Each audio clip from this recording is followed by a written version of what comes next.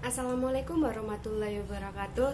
Halo teman-teman, perkenalkan nama saya Anissa Lutfia Lestari dan teman saya Cahyaning Ayu Wulandari akan mempresentasikan tentang konsep dasar ilmu ekonomi. Yang pertama yaitu definisi ilmu ekonomi.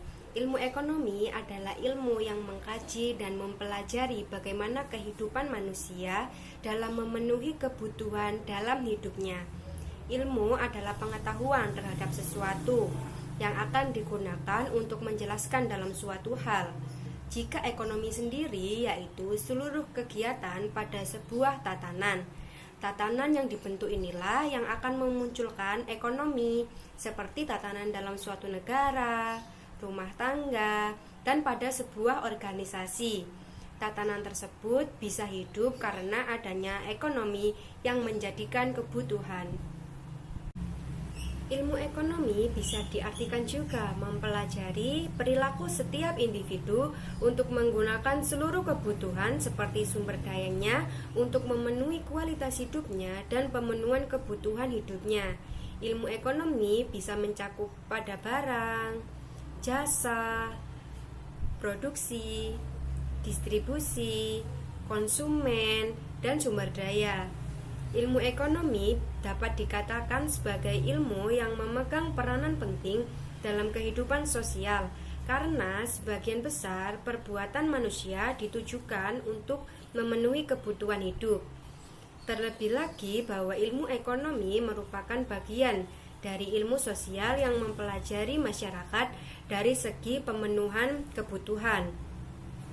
Ilmu ekonomi mempelajari usaha setiap individu untuk meningkatkan kesejahteraan dan kemakmuran dengan memanfaatkan sumber daya yang terdapat di sekitarnya. Kegiatan ekonomi pada setiap individu atau suatu kelompok dalam menghasilkan barang atau memakai barang dan jasa. Dengan mempelajari ilmu ekonomi bisa memprediksi tindakan setiap individu untuk di masa yang akan datang. Seperti contoh digunakan dalam perancangan bisnis, membuat harga, dan membuat kebijakan pada pemasaran. Banyak arti atau makna dalam ilmu ekonomi, tetapi ada juga manfaatnya pada ilmu ekonomi. Nah, kali ini saya akan menyebutkan 5 manfaat dari ilmu ekonomi. Yang pertama, memberikan saran dalam pengambilan keputusan pada tindakan ekonomi.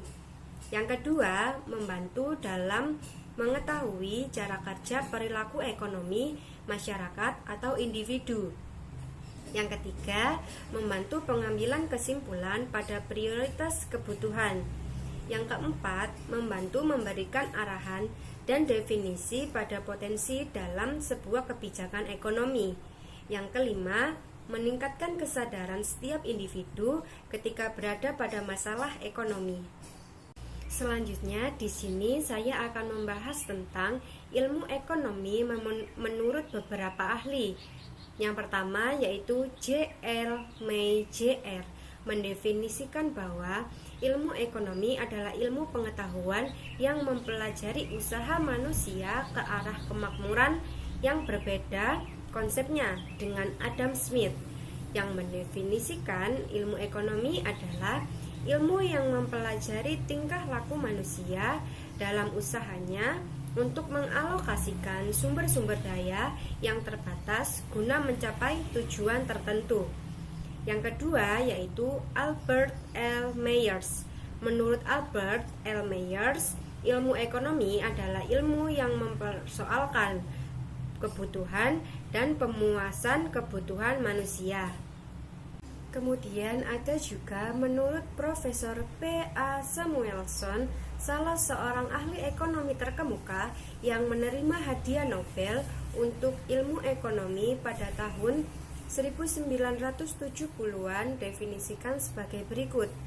Ilmu ekonomi adalah suatu studi mengenai individu-individu dan masyarakat membuat pilihan dengan atau tanpa penggunaan uang dengan menggunakan sumber-sumber daya yang terbatas, tetapi dapat digunakan dalam berbagai cara untuk menghasilkan berbagai jenis barang dan jasa. dan mendistribusikan untuk kebutuhan konsumsi sekarang dan di masa yang akan datang kepada berbagai individu dan golongan masyarakat. Selanjutnya yaitu ahli ekonomi lainnya yaitu J.L. Mage mengemukakan bahwa ilmu ekonomi adalah ilmu tentang usaha manusia ke arah kemakmuran. Pendapat tersebut sangat realistis karena ditinjau dari aspek ekonomi di mana manusia sebagai makhluk ekonomi, Homo economicus 17, pada hakikatnya mengarah kepada pencapaian kemakmuran. Saya, Cahyaning Ayu Wulandari, akan melanjutkan mengenai teori ekonomi.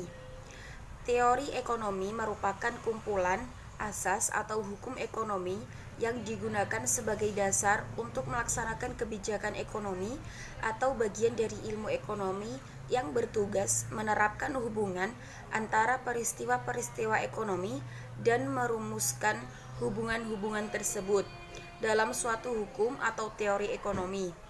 Dalam teori ekonomi ada 3, ke-1 ekonomi mikro, kedua ekonomi makro, ketiga ekonomi terapan. Yang pertama, ekonomi mikro ialah ilmu ekonomi yang menganalisis bagian-bagian kecil dari keseluruhan kegiatan perekonomian atau bisa disebut dengan dalam ruang lingkup kecil. Contohnya perilaku konsumen atau produsen, permintaan, penawaran, biaya produksi. Yang kedua, ekonomi makro adalah ilmu ekonomi yang menganalisis perubahan perekonomian, perusahaan, dan pasar secara luas atau secara keseluruhan. Contohnya, pendapatan nasional, laju inflasi, pengangguran, dan kebijakan moneter. Yang ketiga, ekonomi terapan, yaitu bagian dari ilmu yang merupakan penerapan ilmu ekonomi teori yang menelaah kebijakan yang perlu dilaksanakan untuk mengatasi permasalahan-permasalahan yang timbul dalam suatu perekonomian. Contohnya, menggunakan teori ekonomi, pengukuran, dan metode analisis statistik. Selanjutnya, pelaku motif ekonomi. Motif ekonomi ini memiliki 3 pelaku yang berbeda-beda berdasarkan tujuan yang diperoleh. Yang pertama, motif ekonomi produsen, yang kedua, motif ekonomi konsumen, dan yang ketiga, motif ekonomi distributor. Motif ekonomi produsen dalam melakukan tindakan ekonomi, tujuan utama produsen adalah 1. Memperoleh keuntungan sebesar-besarnya. Yang kedua, menunjukkan eksistensinya di lingkungan sosial. Yang ketiga, mencari kekuasaan ekonomi. Yang keempat, memperoleh keadaan. Dan yang kelima, membantu sesama melalui kegiatan sosial.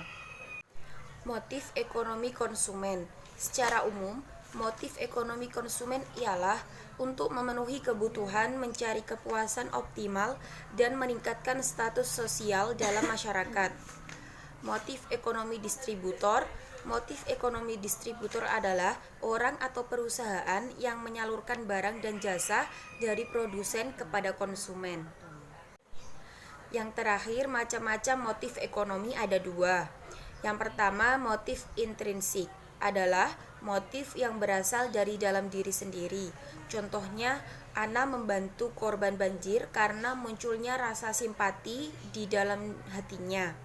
Yang kedua, motif ekstrinsik adalah motif yang berasal dari luar. Contoh, Ali menabung uangnya di bank karena semua teman kelasnya melakukan hal yang sama.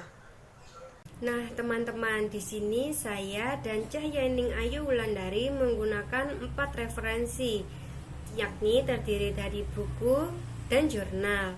Semoga teman-teman bisa memahami dengan baik dan bisa bermanfaat bagi teman-teman. Terima kasih, sekian. Wassalamualaikum warahmatullahi wabarakatuh.